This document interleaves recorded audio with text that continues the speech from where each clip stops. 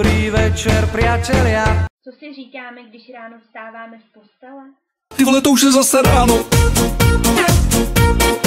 Na co myslíme už v pondělí? Je piatok, podvečer si zresetujem hlavu. Co si říkáme před písemkou? Štěstí je krásná věc. Co si myslí třídní, když chází do třídy a nese písemky se samými pětkami?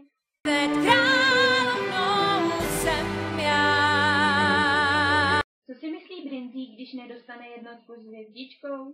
Já ti jedu fláknu. Co povíme učiteli, když při zkoušení nic nevíme? Že mi je ľúto. Co děláme o přestávkách? Jeden sejme, druhý dává, třetí vynáší. Tak to je a tak to chodí při Mariáši. Co se dozvíme při hodině chemie?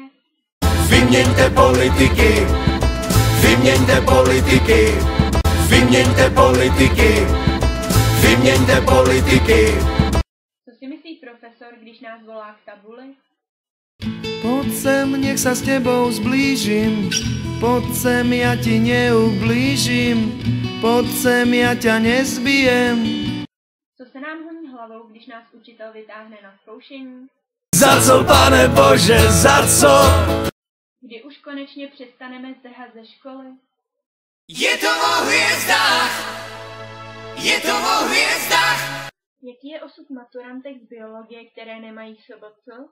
Žít jako kaskadér. Co nám řeknou doma, když neuděláme maturitu? Ulica je krásný dom. A co mi na to? Čo bolí, to prebolí.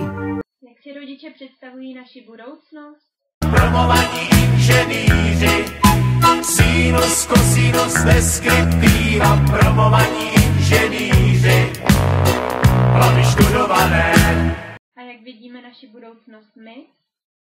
Já chtěl bych být ten nejlepší, jak nikdo přede mnou. Tu zkoušku musím zvládnout sám a trénink je věc má. Co pijeme před učiteli? Kolu, pijeme kolu. A co ve skutečnosti hasí naší žízeň, když nás učitelé a rodiče nevidí? Bílá pěna, láhev porosená.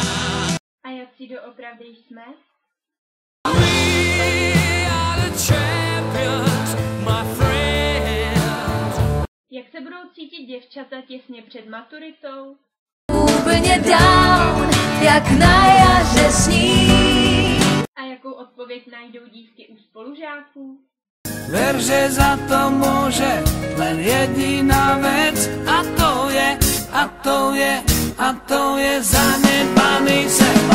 Co budeme dělat po maturitě? Monday, party, Tuesday,